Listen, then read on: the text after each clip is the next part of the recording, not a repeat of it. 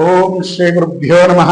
ಸ್ವಾತ್ಮಾರಾಮಂ ನಿಜಾನಂದಂ ಶೋಕಮಹಂ ವಿವರ್ಜಿತಂ ಸ್ಮರಾಮಿ ಮನಸಾ ನಿತ್ಯಂ ಶ್ರೀ ವೆಂಕಟಾಚಲ ದೇಶಿಕಂ ಅರುಣಾಕರಣ ಜ್ವಾಲಯರಿಂಜಿತ ಸಾವಕಾಶ ವಿಧೃತ ಜಪಪಿಡಿಕ ಪುಸ್ತಕ ವಿದ್ಯಸ್ತ ಇತರವರ ಕರಾಢ್ಯ ಪಲ್ಲಕಲ್ಲಾರ ಸಂಸ್ಥಾ ನಿವಸತೋ ಹೃದಯ ಬಾಲ್ಯಂತ ಕಲ್ಯಾಣಶೀಲ ಬಾಲಾ ತ್ರಿಪುರ ಸುಂದರಿಯೇ ನಮಃ. ಸಮಸ್ತ ವೀಕ್ಷಕರುಗಳಿಗೆ ಅಶೋಕ್ ಶರ್ಮಾ ಗುರುಜಿ ಮಾಡುವ ನಮಸ್ಕಾರ. ದಯಮಾಡಿ ಎಲ್ಲ ವೀಕ್ಷಕರು ಗಮನಿಸಿ, ಇದು ಯಾರಿಗೂ ಇಂಡಿವಿಜುವಲ್ ಆಗಿ ವೈಯಕ್ತಿಕವಾದ ಜಾತಕಕ್ಕೆ ಅಲ್ಲ ಫಲ. ಇದನ್ನ ನೆನ್ಪಿಟ್ಕೊಳ್ಳಿ, ಯಾರು ತಪ್ಪು ತಿಳ್ಕೊಳ್ಳೋದು ಬೇಡ. ಯಾಕಂತ ಹೇಳಿದ್ರೆ ರಾಶಿಯಲ್ಲಿ ಲಕ್ಷಾಂತರ ಜನ ಇರ್ತಾರೆ. ನಿಮ್ಮೆಲ್ಲರ ಜಾತಕದಲ್ಲೂ ಗುರು, ರಾಹು, ಕೇತು, ಶನಿ ಎಲ್ಲರೂ ಒಂದೇ ಸಮ ಇರೋದಿಲ್ಲ. ಒಬ್ಬೊಬ್ಬರ ಜಾತಕದಲ್ಲೂ ಒಂದೊಂದು ರೀತಿಯಲ್ಲಿ ಉಚ್ಚ ಸ್ಥಾನದಲ್ಲಿ, ನೀಚ ಸ್ಥಾನದಲ್ಲಿ ಆಯ್ತಾ ಇರ್ತಾರೆ. ಹಾಗಾಗಿ ಇದು ಸಾಮಾನ್ಯವಾದ ಜ್ಯೋತಿಷ್ಯ. ನಾನು ಇನ್ನೂ ಒಂದು ಸಾರಿ ಹೇಳ್ಬಿಡ್ತೀನಿ, ಕೇಳಿ ನಿಮಗೆ ಆಯ್ತಾ. ಇದು ಸಾಮಾನ್ಯವಾಗಿ ಹೀಗಾಗಬಹುದು. ಒಂದು 60-40 ರೇಂಜ್ ಇಟ್ಕೊಳ್ಳಿ ಆಯ್ತಾ. ಉಳಿದಿದ್ದು ನೀವೇನಾದ್ರೂ ಅಂತ ಒಂದು ನಿಖರವಾಗಿ ನಿಮ್ಮ ಭವಿಷ್ಯವನ್ನ ತಿಳ್ಕೋಬೇಕು, ಏನ್ ನಡೀತಾ ಇದೆ, ನಾನು ವ್ಯವಹಾರ ಮಾಡ್ತಾ ಇದ್ದೀನಿ, ಹಿಂಗಾಗ್ಬೇಕು ಹಂಗಾಗ್ಬೇಕಂದ್ರೆ ನಮ್ಮ ಈ ಕೆಳಗೆ ಬರುವಂತ ದೂರವಾಣಿ ನಂಬರಿಗೆ ಕರೆ ಮಾಡಿ ವಿಷಯವನ್ನ ತಿಳ್ಕೊಳ್ಳಿ, ಅಪಾಯಿಂಟ್ಮೆಂಟ್ ತಗೊಳ್ಳಿ. ದಯಮಾಡಿ ನಾನು ಎಲ್ಲರಿಗೂ ಒಂದು ಸೂಚನೆಯನ್ನು ಕೊಡ್ತೀನಿ. ತುಂಬಾ ಜನ ಫೋನ್ ಮಾಡ್ತೀರಿ, ನಿಮಗೆ ಸಮಯ ಕೇಳೋದಿಲ್ಲ. ಮತ್ತೆ ಗುರುಗಳೇ ನನ್ನ ಡೇಟ್ ಆಫ್ ಬರ್ತ್ ತಗೊಳ್ಳಿ, ನಾನು ನೀವು ಮಾಡಿದಾಗ ಪೆನ್ನು ಪೇಪರು ಎಲ್ಲ ಇಟ್ಕೊಂಡು ಸಿಸ್ಟಮ್ ಮುಂದೆ ನಾನು ಇರಲ್ಲ, ಒಂದೇ ಪೂಜೆ ಕೆಲಸಗಳು ತುಂಬಾ ಇರ್ತವೆ. ಹಾಗಾಗಿ ದಯವಿಟ್ಟು ಅರ್ಥ ಮಾಡ್ಕೊಳ್ಳಿ, ಬೇಜಾರು ಮಾಡ್ಕೋಬೇಡಿ. ಮೊದಲು ಫೋನ್ ಮಾಡಿ, ಗುರುಜಿ ಅವರಿದ್ದಾರ, ಎಷ್ಟೊತ್ತಿಗೆ ಏನು ಅಂತ ಕೇಳಿ ನಿಮ್ಮ ಅಪಾಯಿಂಟ್ಮೆಂಟ್ ಫಿಕ್ಸ್ ಮಾಡ್ಕೊಳ್ಳಿ ಆಯ್ತಾ. ಮಾಡ್ಕೊಂಡು ಆ ಸಮಯದಲ್ಲಿ ನಿಮ್ಮ ಮನೆಯಲ್ಲಿ ಎಷ್ಟು ಜನ ಇದ್ದಾರೆ ಅಷ್ಟು ಜನಗಳ ವಿಷಯವನ್ನ ಕೇಳಿ ತಿಳ್ಕೊಳ್ಳಿ. ಯಾರ್ಯಾರು ಜಾತಕಕ್ಕೆ ಏನೇನಿದೆ, ಹೇಗಾಗುತ್ತೆ, ಏನ್ ಪರಿಹಾರ ಅಂತ. ಅದನ್ನ ಬಿಟ್ಟು ಎಲ್ಲೋ ಇರ್ತೀನಿ, ನಾನು ಪೂಜೆ ಮಾಡ್ತಾ ಇರ್ತೀನಿ, ಅಲ್ಲಿ ಫೋನು ಪೆನ್ನು ಏನೂ ಇರೋಲ್ಲ ನನ್ನ ಹತ್ರ.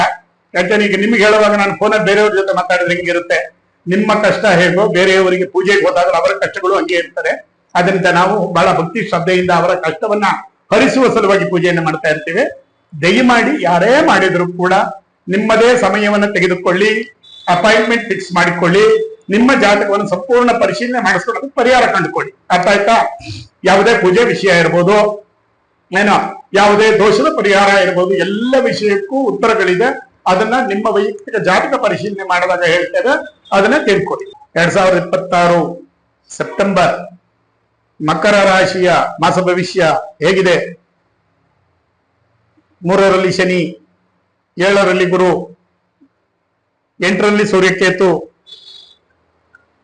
9ರಲ್ಲಿ ಚಂದ್ರ ಶುಕ್ರ. ಭಾಗ್ಯವೂ ಇದೆ, ಅನುಗ್ರಹವೂ ಇದೆ, ಕೆಲಸ ಸಿದ್ಧಿಯೂ ಇದೆ, ಗುರುವಿನ ಅನುಗ್ರಹವೂ ಇದೆ, ಎಲ್ಲವೂ ಇದೆ. ಆದರೆ ಅಷ್ಟಮದಲ್ಲಿ ಕೇತು, ವಿಪರೀತ ಕಾಳಸರ್ಪ ದೋಷ ಮಕರ ರಾಶಿಯವರಿಗೆ.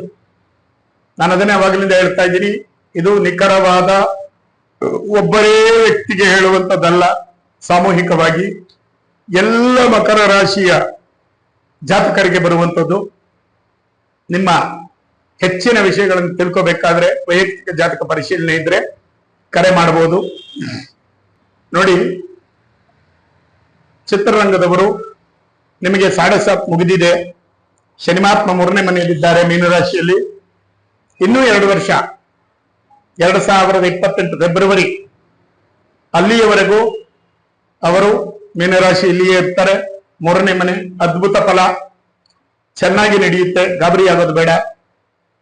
ಗುರು 7ನೇ ಮನೆ, ಎಲ್ಲ ಭೂಮಿಯ ವ್ಯವಹಾರ, ಮನೆಯಲ್ಲಿ ನೀವು ಮಾಡುವಂತಹ ನಿಮ್ಮ ಪ್ಲಾನ್ ಏನಿದೆ, ಎಲ್ಲ ರೀತಿಯಾದಂತಹ ನಿಮ್ಮ ಮನೆಗೆ ಸಂಬಂಧಪಟ್ಟಂತಹ ವ್ಯವಹಾರಗಳು, ಮುಂದಿನ ಜೀವನಕ್ಕೆ ನೀವು ಮಾಡುವಂತಹ ಒಂದು ಪ್ಲಾನ್ ಏನಿದೆ, ಸಿದ್ಧತೆ, ಅದೆಲ್ಲವೂ ಚೆನ್ನಾಗಿ ನಡೆಯುತ್ತೆ. ಅಷ್ಟಮದಲ್ಲಿ ಸೂರ್ಯಕೇತು, ವಿಪರೀತ ಕಾಳಸರ್ಪ ದೋಷ ಅಂತ ಕರೀತಾರೆ ಇದನ್ನ. ವಿಪರೀತ ಕಾಳಸರ್ಪ ದೋಷವಾದ್ರೆ ನನಗೆ ತುಂಬಾ ಕರೆಗಳು ಬರ್ತಾ ಇದೆ. ಏನು ಅಂದ್ರೆ, ಗುರುಗಳೇ ಮಕರ ರಾಶಿ ಚೆನ್ನಾಗಿದೆ ಅಂತ ಹೇಳ್ತೀರಿ, 3ನೇ ಮನೆಯಲ್ಲಿ ಶನಿ, 7ರಲ್ಲಿ ಗುರು, ಆದ್ರೆ ನಾನು ತುಂಬಾ ಕಷ್ಟಪಡ್ತಾ ಇದ್ದೀನಿ, ₹1 ದುಡ್ಡು ಬರ್ತಾ ಇಲ್ಲ, ವ್ಯವಹಾರ ಆಗ್ತಾ ಇಲ್ಲ, ಕೊಡೋರು ಕೊಡಲ್ಲ. ಅದನ್ನೇ ನಾನು ಹೇಳಿದ್ದು, ಇದು ವೈಯಕ್ತಿಕ ಜಾತಕ ವಿಮರ್ಶೆ ಅಲ್ಲ, ಇದು ಸಾಮೂಹಿಕವಾಗಿ ಹೇಳ್ತಾ ಇದ್ದೇನೆ. ಇದನ್ನ ಪ್ರತಿ ಸಾರಿ ನಾನು ಹೇಳ್ತೇನೆ. ನಿಮ್ಮ ಜಾತಕದಲ್ಲಿ ಗುರು ಎಲ್ಲಿದ್ದಾರೆ, ಶನಿ ಎಲ್ಲಿದ್ದಾರೆ, ರಾಹುಕೇತುಗಳ ಸ್ಥಾನ ಏನು, ಆಯ್ತಾ, ಲಾಭಾಧಿಪತಿ ಎಲ್ಲಿದ್ದಾರೆ, ಶುಕ್ರ ಎಲ್ಲಿದ್ದಾನೆ ನೋಡಿದರೆ ನಿಮಗೆ ಹಣಕಾಸಿನ ಸಮಸ್ಯೆ ಏನಕ್ಕೆ ಬಂತು, ಆಯ್ತಾ, ಯಾಕೆ ಕೊಡುವಂತವ್ರು ತೊಂದರೆ ಕೊಡ್ತಾ ಇದ್ದಾರೆ, ಇದೆಲ್ಲವೂ ಕೂಡ ವೈಯಕ್ತಿಕ ಜಾತಕ ವಿಮರ್ಶೆ ಮಾಡಿಸಿಕೊಂಡಾಗ ಬರ್ತದೆ. ಅರ್ಥ ಆಯ್ತಾ? ಆದ್ದರಿಂದ ಎಲ್ಲ ಮಕರ ರಾಶಿಯ ವೀಕ್ಷಕರುಗಳು ಇದನ್ನ ಸ್ವಲ್ಪ ಗಮನಕ್ಕೆ ತಗೊಳ್ಳಿ.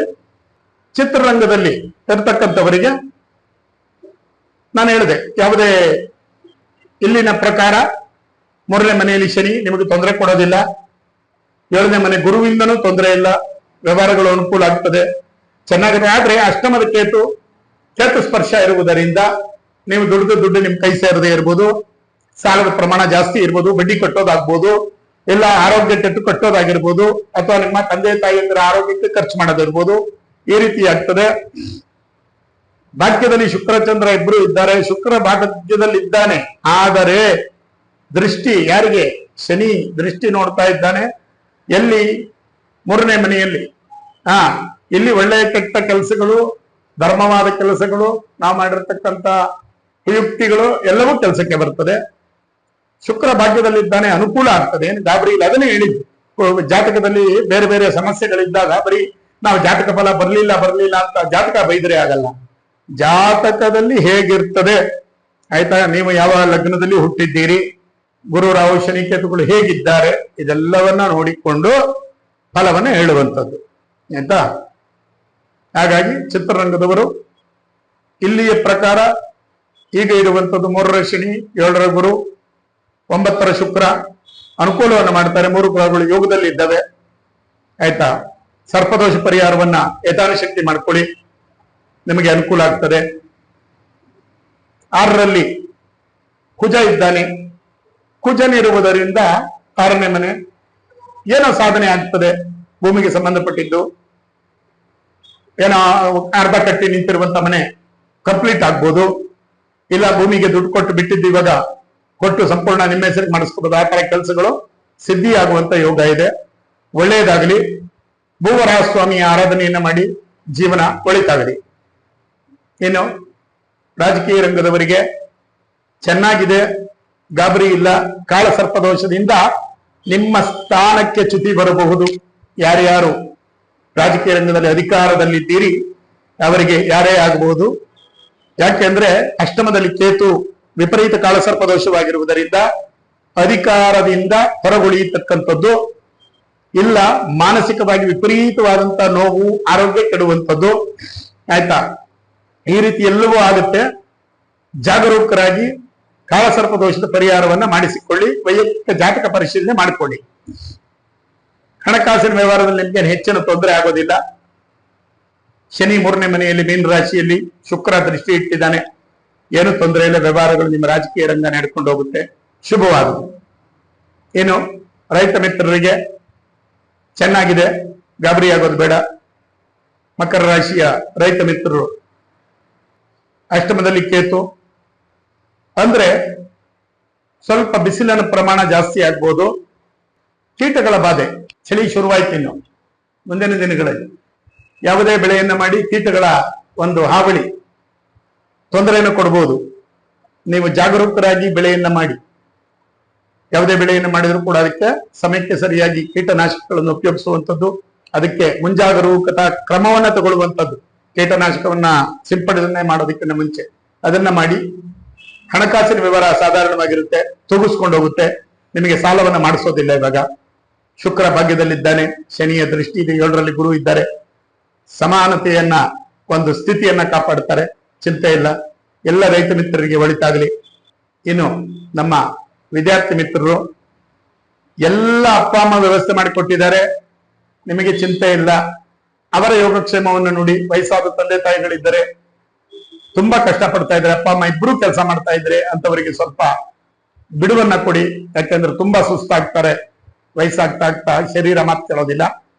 ಹಾಗಾಗಿ ಅಂತ ಸಮಯದಲ್ಲಿ ನೀವು ನಿಮ್ದೇ ಕೆಲಸ ಮಾಡ್ಕೊಂಡು ನೀವೆಲ್ಲೋ ಮುಗಿಸ್ಕೊಂಡು ರಾತ್ರಿ 8 ಗಂಟೆಗೆ ಮನೆಗೆ ಬಂದ್ರೆ ಅವ್ರಿಗೆ ಪರಿಸ್ಥಿತಿ ಕಷ್ಟ ಆಗ್ತದೆ. ಸ್ವಲ್ಪ ನಿಮ್ಮ ಕಾಲೇಜು ಸ್ಕೂಲ್ ಮುಗಿದ ತಕ್ಷಣ ಅವರ ಯೋಗಕ್ಷೇಮವನ್ನು ನೋಡಿ. ಯಾಕಂತ ಹೇಳಿದ್ರೆ ನಾನು ಅದನ್ನೇ ಆವಾಗಿನಿಂದ ಹೇಳ್ತಾ ಇದ್ದೀನಿ, ಅಷ್ಟಮದಲ್ಲಿ ಕೇತು ಇರುವುದರಿಂದ ಅಕಸ್ಮಾತ್ ನಿಮ್ಮ ಜಾತಕದಲ್ಲಿಯೋ ಅಷ್ಟಮದಲ್ಲಿಯೋ 8ನೇ ಮನೆಯಲ್ಲಿ ಕೇತು ಇದ್ದರೆ ವಿಪರೀತ ಕಾಲಸರ್ಪ ದೋಷವಾದರೆ ಮನೆಯಲ್ಲಿ ತಂದೆನೋ ತಾಯಿನೋ ಯಾರೋ ಆರೋಗ್ಯವನ್ನು ಕೆಟ್ಟು ಮಲಗ್ತಾರೆ.